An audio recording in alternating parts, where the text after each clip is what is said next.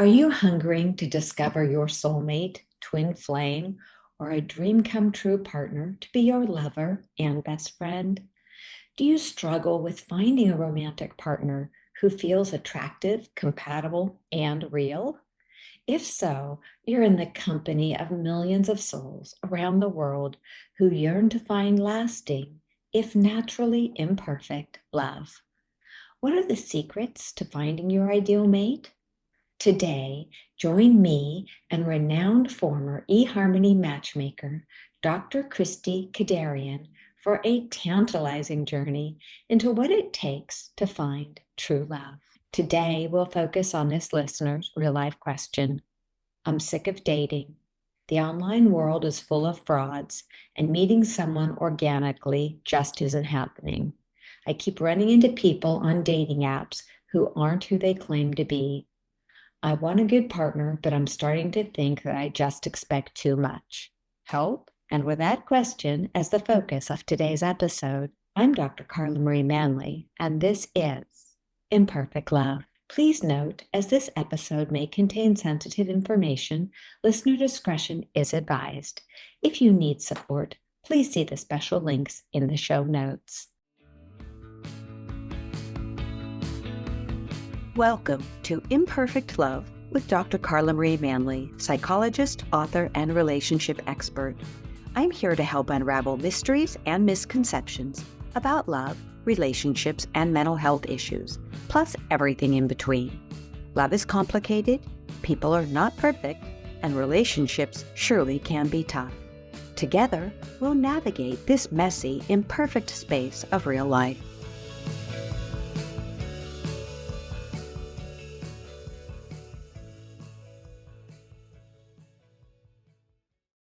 Today, I'm joined by a very special guest, Dr. Christie Kederian, an internationally renowned relationship therapist. She is a former eHarmony matchmaker, soulmate finder, and date doctor. Dr. Christie is also the author of the book, 10 Dates to Your Soulmate. Welcome to the podcast, Dr. Christie. It is such a pleasure to have you with us today. Thank you. It's a pleasure to be here. Well, before we launch into the heart of today's podcast, could you tell our listeners just a little bit about what makes you you? I think what makes me is really my commitment to faith, to relationships, and love in general. I think from a really early age, my identities, both as an Armenian and my cultural identity, as well as my faith background as a Christian, kind of centered me around the importance of relationship and how we really develop in context with our relationship with others and ourselves and God. And I think relationships are really the foundation of who I am and what I do. And the basis of that is just really kind of connecting around love and showing that empathy and care for others. You for that beautiful and very genuine background. And I join you in that priority of love and not an artificial, airy-fairy kind of Cinderella must have that kind of love, although that's tempting. But the idea of love as action, love as eternally evolving, love as a way of life. And though we're imperfect at it because we're human, I believe that if we keep trying, one day at a time, one hiccup at a time, one repaired rupture at a time, not only do our relationships really evolve, but we evolve because we're doing that ongoing work.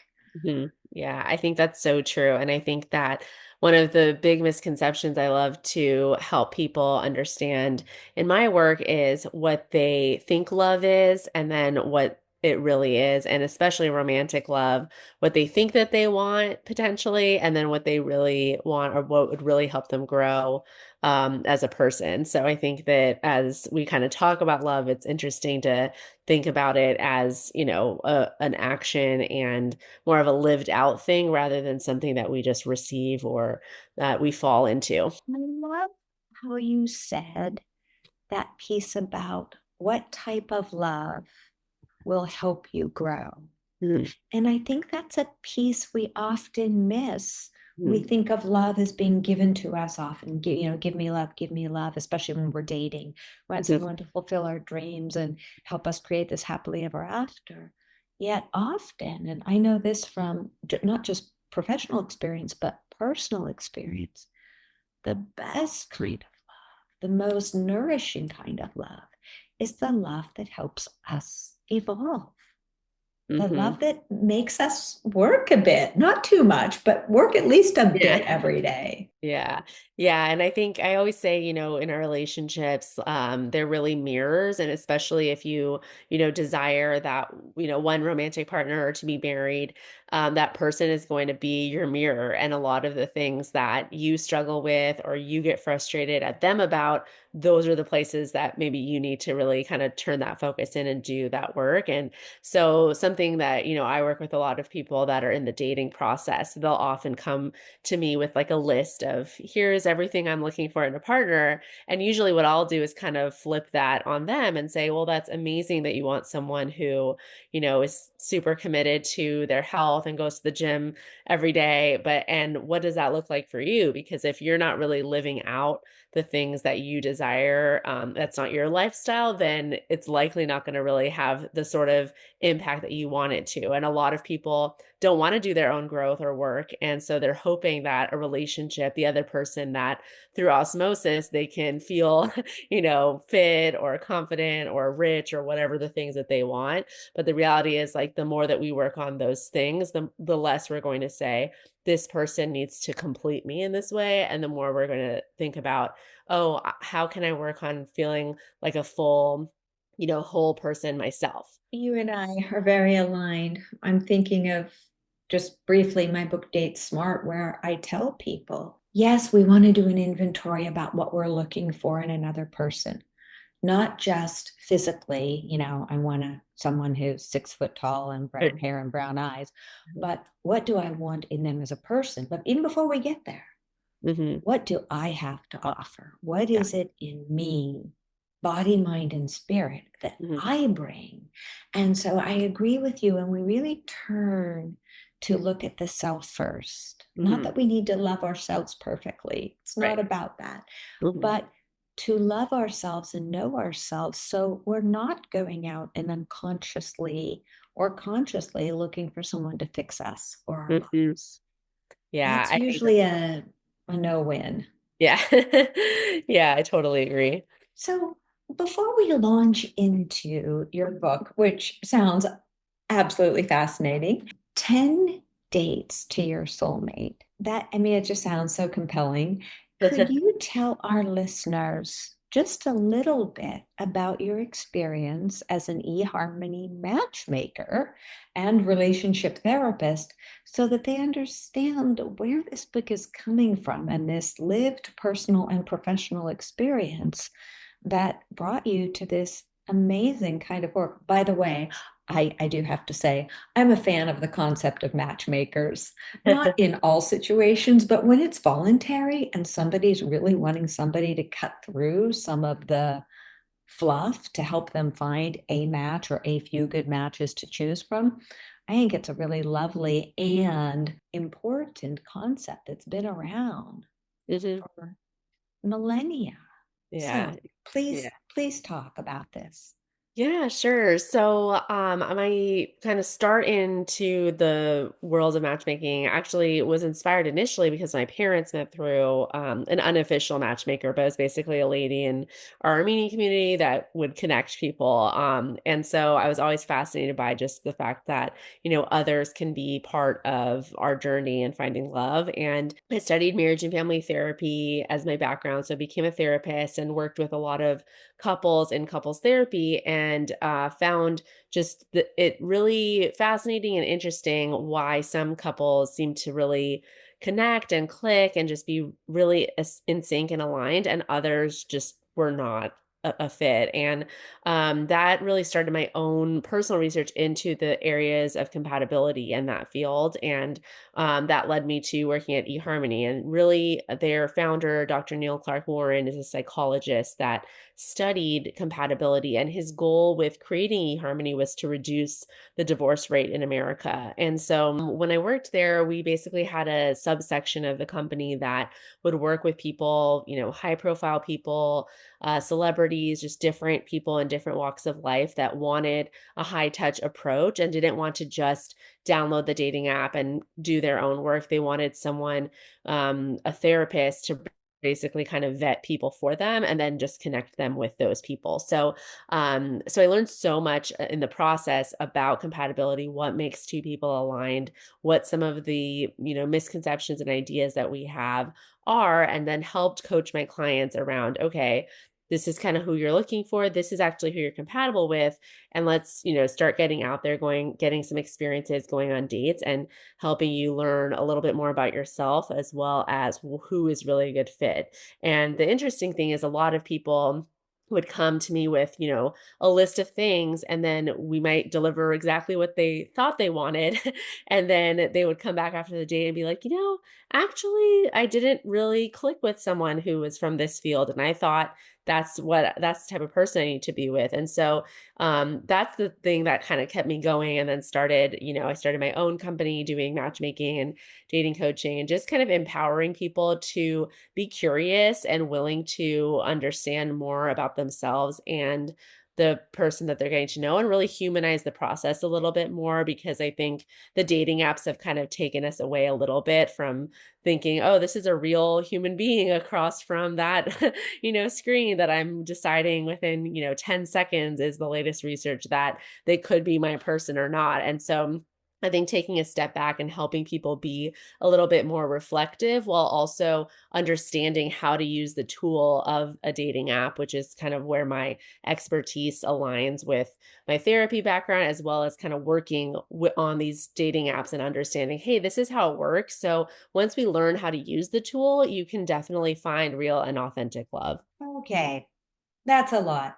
Let's start with tips for using a dating app, because I would imagine that many people who have used a dating app are thinking, well, it's really basic. So, what are some tips that users might not think about or might not realize are accessible to them? Yeah, kind of along the lines of what we were talking about before. A lot of people think the dating app is similar to like their Amazon Prime, app where they can just order something and it's going to come in the next few days and it's going to be exactly what they purchased. And and the reality is, you have to think so much about what you're putting on your profile, as much as you're thinking about the type of person that you're matching with. So I think one of the things that people get wrong that is a good place to start is really putting a lot of care into creating your own dating profile. This means you have very high quality photos.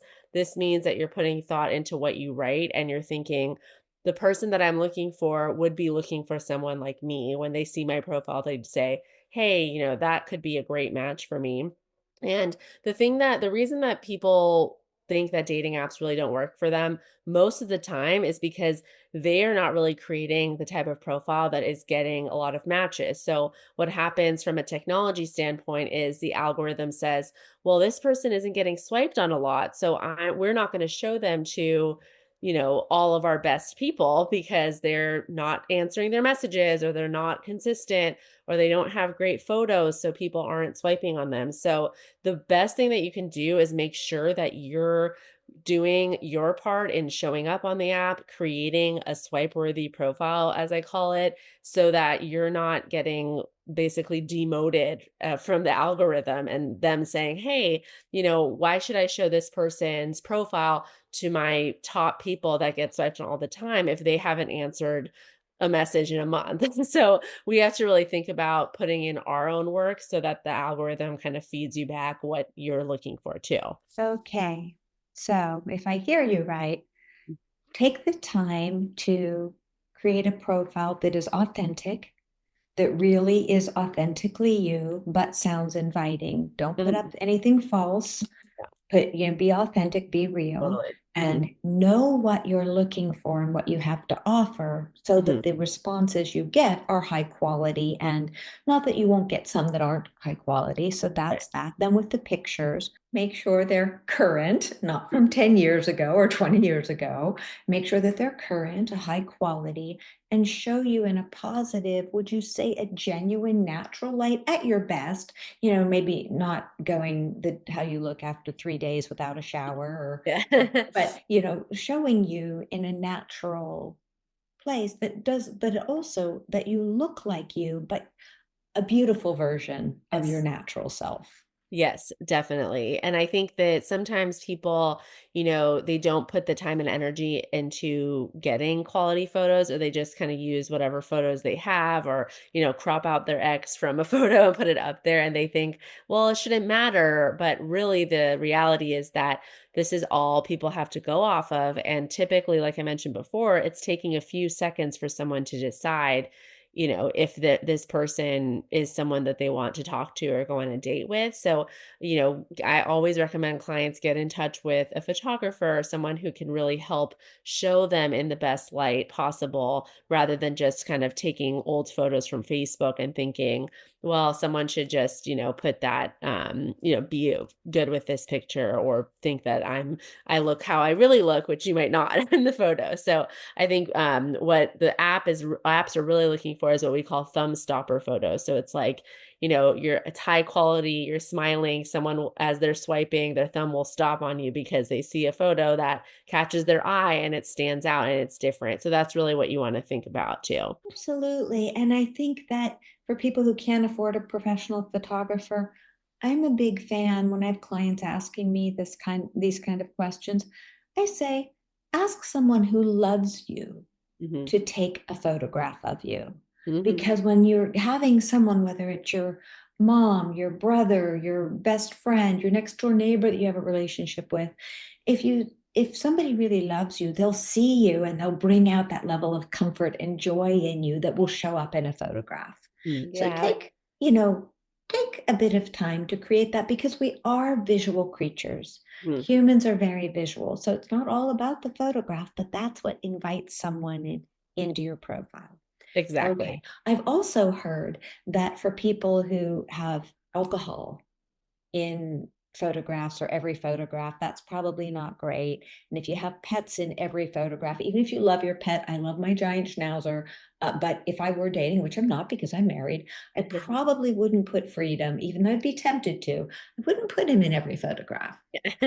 Yeah, I definitely agree with that. I don't think any one multiple photos should be the same at all. I always say the photos on your dating app are prime real estate. So you want to showcase different aspects of yourself as well. I would definitely be careful with the alcohol component just in general, because even if it's just you just randomly go on one, date night, or once in a while you have a drink, it could be, misconstrued. So I would say trying to choose photos such as, if you enjoy traveling somewhere, or I usually recommend having a photo with at least two friends. Sometimes people don't feel comfortable with that. You could also always blur out their faces, but it is really important to showcase that you have friends and community. Sometimes people put only solo photos because they think, I don't want to show any of my friends or family, but that creates an illusion that like you're just kind of alone or selfish, or like you don't have anyone around you. So you want to think about different aspects of who you are and make sure that that's showcased on your profile. And that makes perfect sense. Mhm. So, all right, moving on. So we have the photos and then the written part of the profile. When people have asked me, I used to run a huge women's group and got these questions all the time. And they would say, can you help me write my profile? And I would say, well, I can't actually help you do it, but write it as if you're looking for your best friend. Mhm. Best friend and lover. Just bring out that part of you that is really seeking this companion. Be Mhm. authentic, be real, and write it like you would be introducing yourself to, somebody that you wanted to be best friends with. Because from my perspective, that's how we want to date. We want to date seeking a best friend Mhm. who Mhm. also we're romantically attracted to. But that best friend component, if we don't have that, we won't have a healthy, lasting relationship. Mhm. So, right, Yeah. like you're looking for a yummy best friend with sexual attraction on top. Would you agree? Yeah, I think that that's a great way to help people conceptualize, how you talk about yourself. And I think a great thing to do is actually talk to your actual best friend and ask them, some of the questions like, how would you describe me? Or, what are some of my main hobbies? So, like, having a conversation with someone that knows you really well can also help inspire you to write it. And I always say when you're writing your dating profile, think of it more like a cover letter rather than a resume. Sometimes when you're on the profile, you're just kind of listing all the things you like doing or you have done or what you do for work. And it's all just like your whole, hall of fame of your life. Rather than when you write a cover letter, if you're applying for a job, you're going to be very specific to that job listing, right? So you're going to say, hi, this company, this is why I'm a perfect fit for this specific job. These are all of my qualities that connect with that job. So that if you're, meeting your potential person and they see your profile, they think, oh, wow, this person is an exact fit for me. And you're attracting someone who's going to kind of spot you out of the crowd and say, oh, that's her and or him, instead of thinking, okay, how can I just showcase every single thing about myself in, a few sentences on a dating app? Got it. So we want an authentic, real life infused kind of a bullet point that Mhm. invites a person to want to get to know the authentic person behind that, Mhm. and behind that photograph wants them to know more about Yeah, you. exactly. Excellent.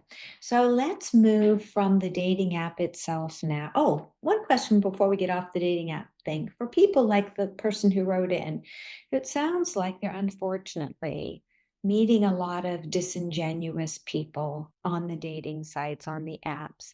Do you know any ways to help them screen out people who aren't a good fit or may actually be acting in bad faith?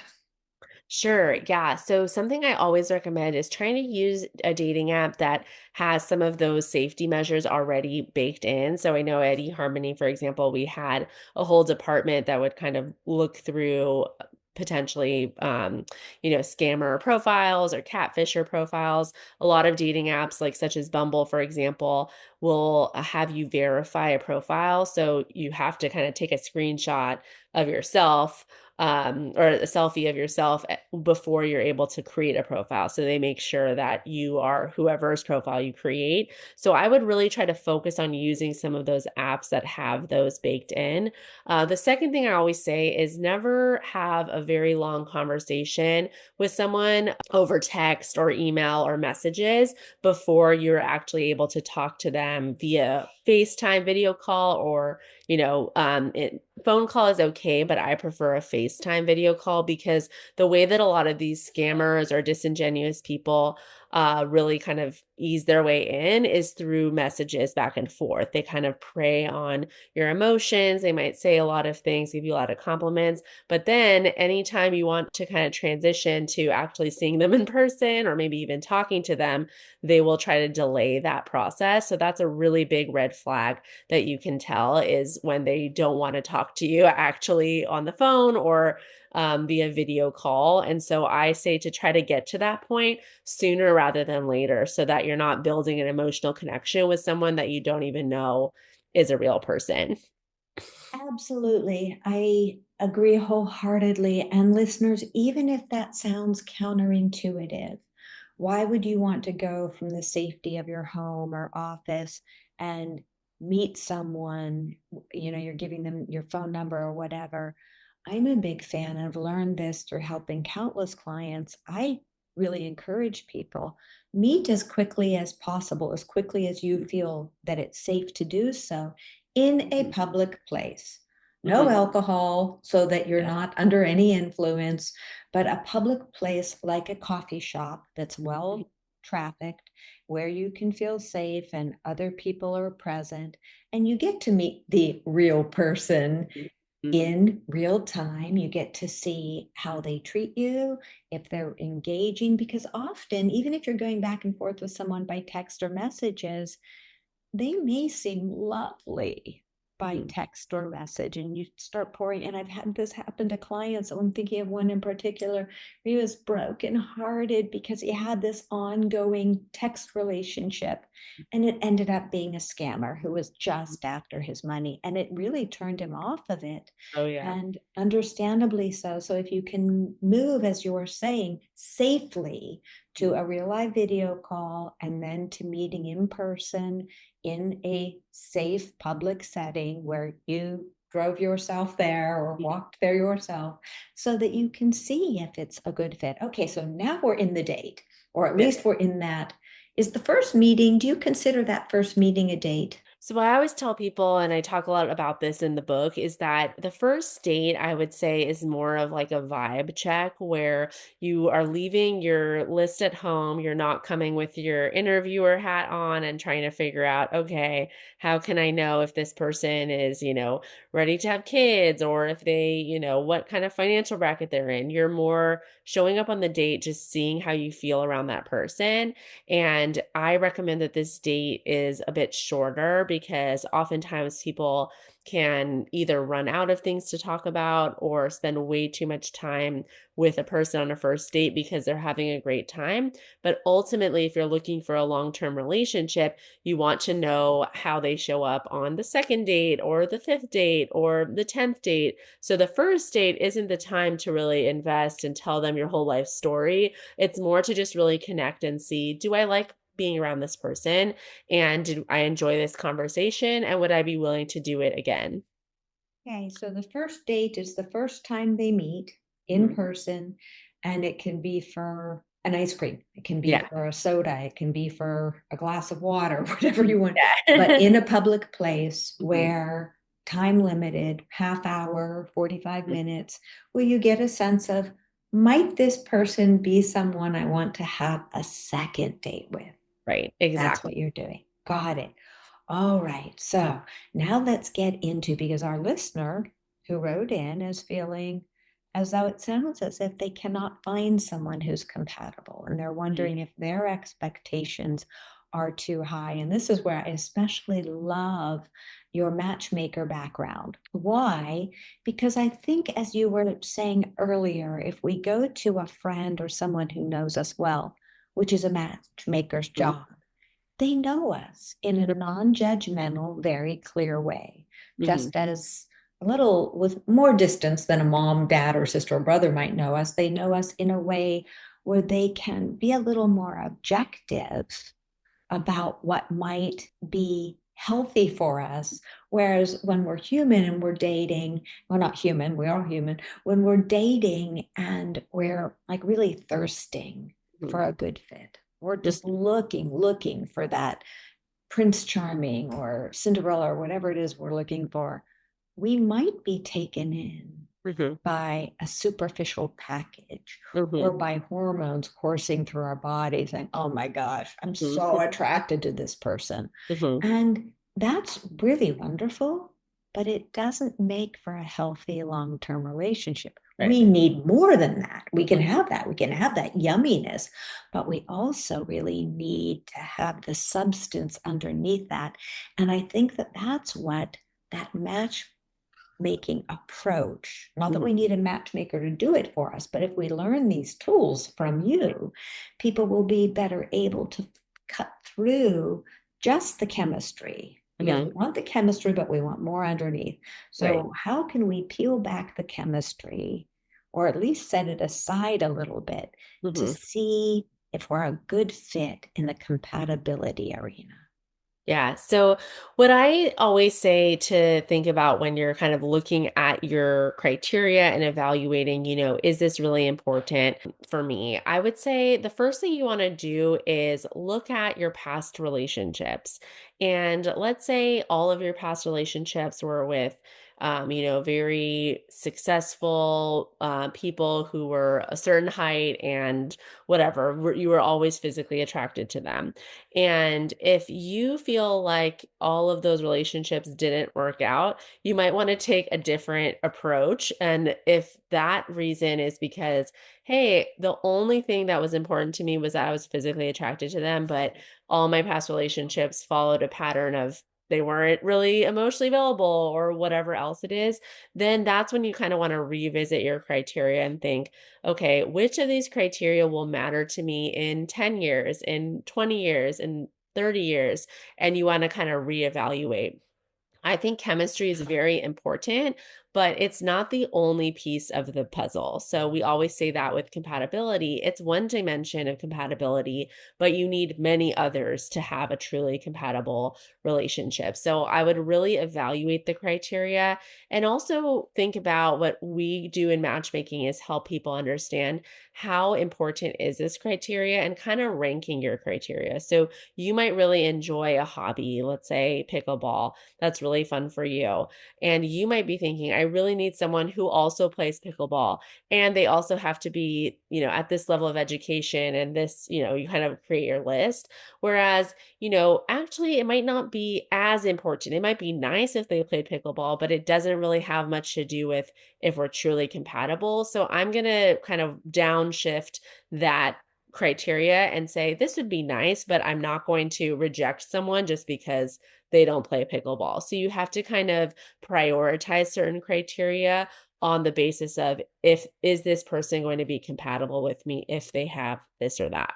I agree. I think it's so important. I'm thinking of someone I knew who found the perfect fit, Yes. perfect partner, and they got married because they both had these boxes, very practical boxes, and they were amazed because they both had same career goals. They both wanted 2 kids. They both wanted to make lots of money. And, tick, tick, tick. They both liked this one particular hobby, tick, tick, tick. And they thought they were a perfect match. Mm, But there was no chemistry. mhm, There was no actual like physical attraction on either part. mhm, And they ultimately had the 2 kids, but parted ways because very sadly, one of them found someone that happened to be they were really passionate about, and that's mhm, where they went. So I agree with you that we want to see first prioritize, mhm, see what our priorities are. And I think many people overlook the importance of emotional connection. mhm, It's the biggest thing. I don't know what you hear in your practice, but the biggest thing I hear in my practice is couples who feel emotionally disconnected. mhm, And mhm, one partner may be fine. They may be so distant they don't care, but the other one's going, I'm constantly lonely. I'm constantly craving attention and connection, and I'm never getting it. mhm. And so for them, that's a priority. It may Right. be the top priority. Mhm, And I think it doesn't matter what our priorities are. For someone, it may be sex. For someone, it may be money. For somebody, it may be their faith. And we don't have to be lined up on all of our priorities.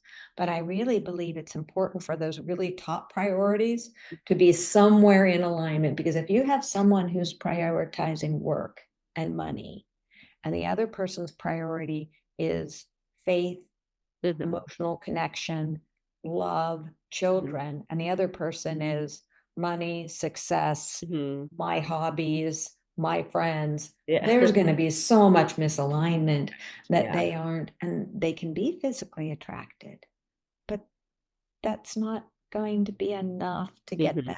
that couple in sync. So I Yeah. am with you. It is about looking at your priorities, looking at your values, ranking them Mhm, honestly, non-judgmentally. And mhm. when you're dating, screening someone. Right. I mean, we screen people for a job interview and we might be at that job for a year. Or, Yeah. when we're doing a job interview, we ask all sorts of questions. Mhm. Yet when we're dating, we're afraid Yeah. often to Mhm, have those big conversations early on. Do you mhm, want kids? Do you want to settle down? Where do you see yourself in 5 years? mhm, Do you mhm, want to get married? Do you believe in marriage? What's your mhm, faith? How committed are you to your faith? Are you spiritual? Are you religious? These are all really important questions. I'm a big fan of looking at them by date 2 and 3. What do Mhm. you think of that? Yeah, one of the things that I talk a lot about in the book is kind of how we evolve into understanding about someone.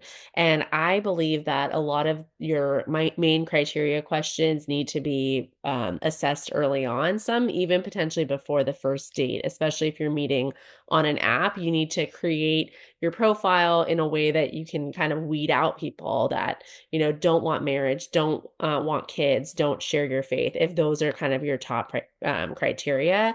And the next piece is really learning about how to understand some of those qualities that are more intangible that you can't sit across someone and say, are you a loyal and generous person? Of course, they're going to say, yeah, of course I'm loyal. Yeah, I'm really generous. But we have to learn about somebody in context. So, what I talk about in the book is that around like your third date, you really want to start going on dates where you can understand how someone connects with the world around them and their environment. Maybe somebody told you, yeah, I love kids. I really want to have kids. And then on the third date, you go to the mall or to some walking around some museum, and there's a kid like having a meltdown, next to you, and your date can't stop talking about how annoying the kid is. And you think like, oh, that's so interesting because when I was just talking to them across from dinner, they were saying all these things about how they love kids and want kids. And then when we're in a real life situation, that's not really the kind of partner you foresee having kids with. So, this is why it's really important to say, okay, there are certain things I can just ask and learn a little bit more through conversation. And there's a lot more I need to learn about someone in context. Thank you for that. I think it is so important, as you're saying, to go on not just romantic dates Hmm. that are to a fine restaurant and Hmm. where you're in a bubble, so to Yeah. speak. I agree. Being in parks, being in natural Hmm. settings, watching in a restaurant how somebody treats the server, how do they Hmm. tip? Do they, as some of my clients have told me, they really learned a lot when they were on a date and the person kept disappearing to the bathroom when it was time to pay the bill. Wow. And that person may say they're generous, but then you get to see and you see how they handle finances. Are they comfortable taking the bill? Are they comfortable asking to split the bill? Mhm. What is their relationship with money? Mhm. And not that you want to take people to meet if you have kids or family, you might not want to take them to meet kids and family early on because those are things we often want Right. to reserve till we're in a more committed phase. But looking in real life, how do they interface? Mhm. They answer questions, how are it's your relationship with your mom and dad? How is your relationship with your ex? How many relationships have you had? Those are all fair questions Mhm. in my book. What do you think? Yeah, I 100% agree. I typically say, like, what you can do is early on around date two, you might want to know a little bit. Like, let's say they were married before, you might want to know a little bit about it. That's not quite the time, in my opinion, to, spend an hour talking about, oh, my ex did this and then this happened and all of, kind of that whole thing. Because especially with a lot of my female clients in more heterosexual relationships, they often feel like they are just a listening ear sometimes. And I usually tell my male clients, usually you tend to talk a lot more if you're a little bit uncomfortable, or you find a nice, pretty woman sitting across from you, and you can just pour your heart out and share all of your details about your divorce or how your marriage didn't work out. And you might think, oh, this is going so great. I feel so connected. And they're thinking, wow, this is like a free therapy session over here. So it's not really the time to go into those deeper details because you're just trying to figure out if you connect with the person. But you might want to know a little bit, or you might want to share a little bit. So that's around the time where you kind of give an elevator pitch, is what I say, around some of those deeper topics. But then when you're around like date 6 or 7, I recommend kind of revisiting some of those things and learning a little bit more once you realize, Yeah, actually it does matter to me kind of what their relationship with their ex is like, or if they're co-parent, kind of what that dynamic is. So that's when you kind of dig a little bit deeper because now you've established a connection where that stuff's really important and you see this relationship potentially going the distance. So you want to know those things before you're in that exclusive relationship. Thank you. I think that's fabulous because as you're deepening the relationship, you're also noticing if a person, if you say, have you taken a time out from dating? And the person says, oh no, I was divorced last week. And you might then start seeing, even if you don't want to go into the deep issues there, which you don't want to become the therapist for the Mhm. person, you are able to see patterns, Mhm. and you're also able to ask questions like, oh, are you seeing a therapist? Or Mhm. were you separated a long time and doing some self work before the divorce was final? So that you can have a nice picture Mhm. of how much work they're doing so that they're Mhm. not in a pattern of serial negative relationships. Right. Yeah. 100%. That's so important to know. Yeah. So if I'm hearing you right, you are saying just move into it slowly. And if they seem like a good long term fit, you start making the time to go a little deeper and a little Mhm. deeper. And also, I'm a huge fan of this. If somebody doesn't want to talk to you about something and you have a bona fide question, like, do you have kids? I don't want to talk about that. Or have you been married before? Oh, I don't want to talk about that. Those can all be very significant red flags because we Mhm. don't expect someone to spill their, life history Right. to us in the first few dates, but we do want to see how responsive are they to Mhm. having to giving us information. And if Right. it doesn't feel appropriate to them yet to go deeply into something, do they set healthy boundaries in a Mhm. kind and respectful way? And say, Yeah, well, maybe now's not the time to talk about that, but I'm happy to talk to you about that, if we keep moving in this direction. What do you think? totally. Yeah, I always recommend that to clients and even as they process how they share their own, dynamics and maybe they don't feel comfortable yet sharing certain details and really in that elevator pitch creating kind of a dialogue that's not creating blocks or being rude, but also holding that healthy boundary. So coach clients to say something similar of, yeah, I was in this relationship. This is why it didn't work out. This is what I learned, and happy to share more. If things progress between us. And noticing how someone respects your boundary is also really important. But I tell clients the way that you and your date talks about a situation kind of tells you pretty much almost everything you need to know about the situation. So if I mean, this is even on dating profiles I've seen, they're already slamming their ex like on the profile. So it's like you can almost tell when someone's done that growth and work when they realize, like, yeah, I was part of the dynamic of why that relationship didn't work out too. And here's some of what I learned in my next relationship rather than saying, oh, all my exes are crazy and they're all the problem and it's not me and I'm not looking to work on myself. So I think the most important criteria of any is someone who's willing to kind of do that work and grow because even if you think you found a perfect person, if they're not willing to grow and work on themselves and grow with you, they're not really going to be the perfect person for very long. I agree with you completely. And I think that's often missed in Mhm. today's world, that importance of doing your self work. Mhm. Because if you don't do your self work, then you are unconsciously, as we said earlier, you're carrying these wounds and these expectations and these pieces inside of you, not that Mhm. you're broken, but the pieces inside of you that may have been broken from childhood. And if you're not working, not that you have to be fully securely attached, Mhm. secure attachment can be earned.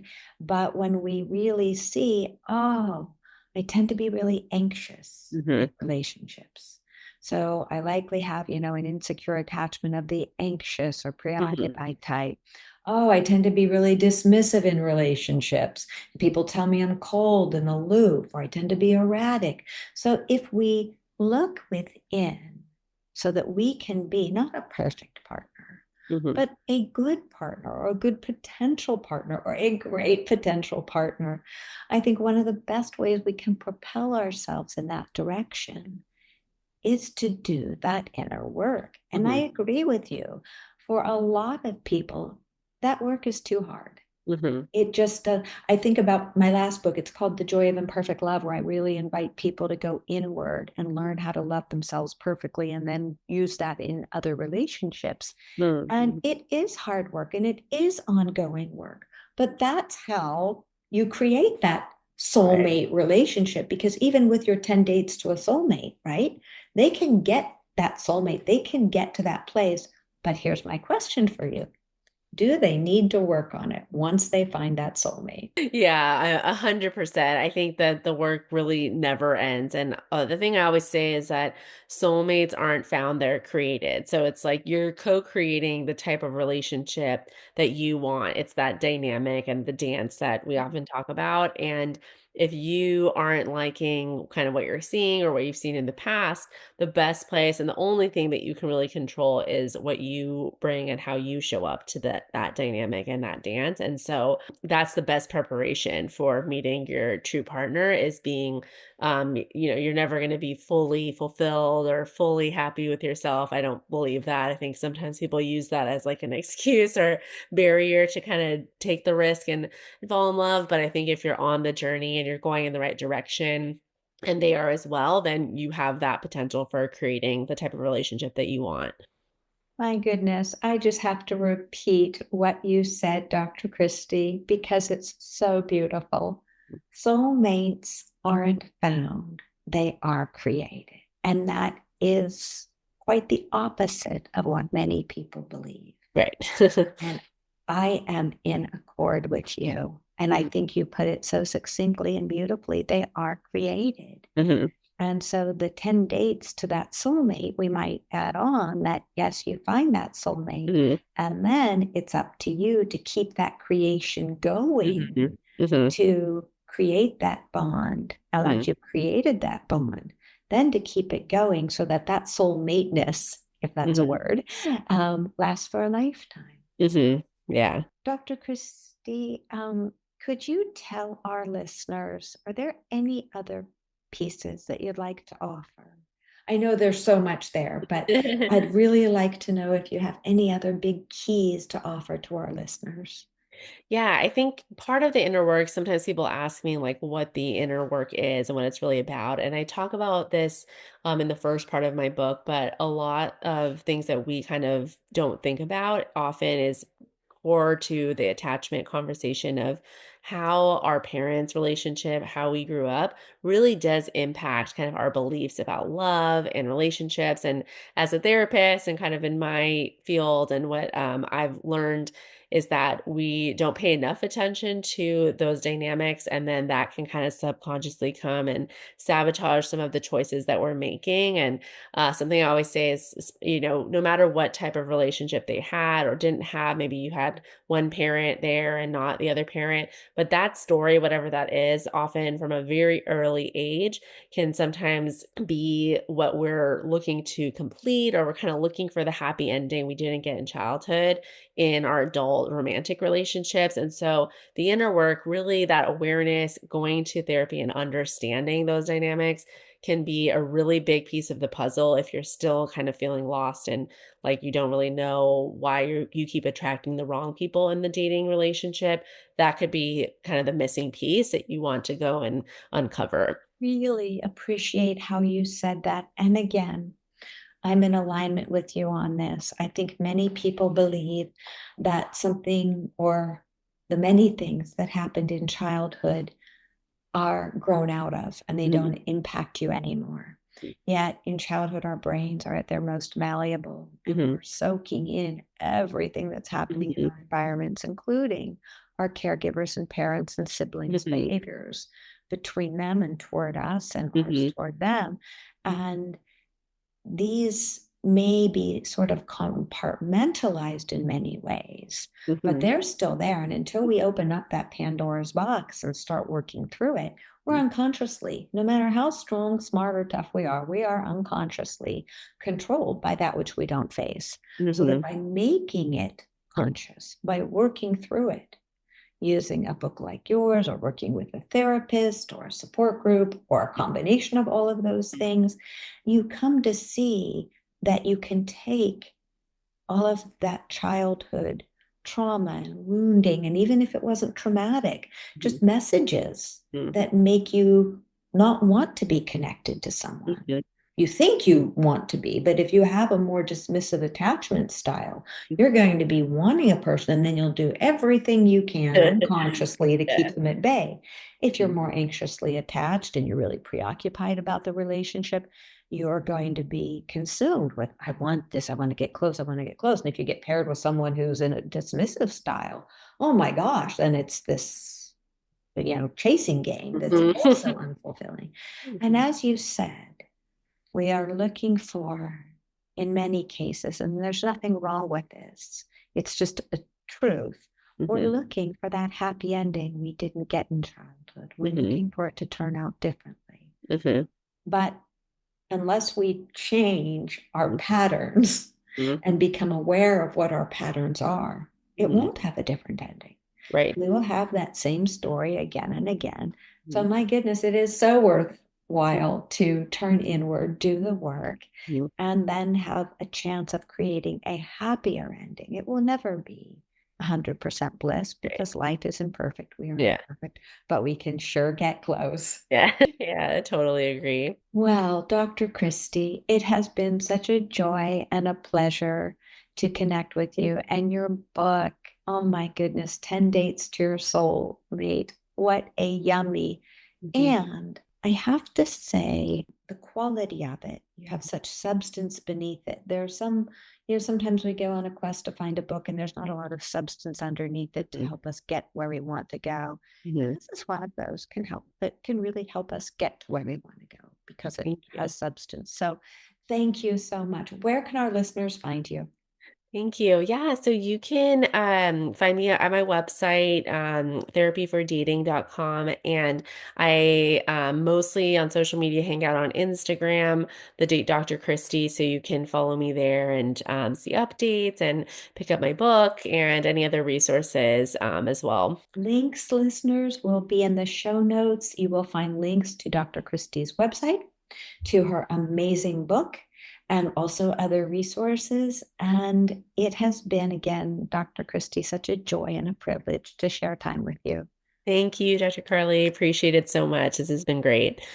Thank you. And as always, to our listeners, thank you for joining in with us today. It is such a pleasure and a delight. And this is Imperfect Love.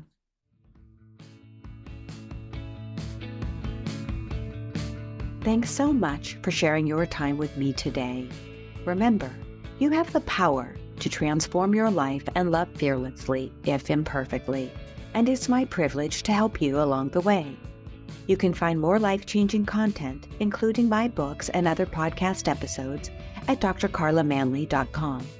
Feel free to submit your own confidential questions through my website.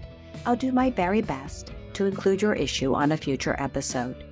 If you found this podcast helpful, please subscribe and leave a review.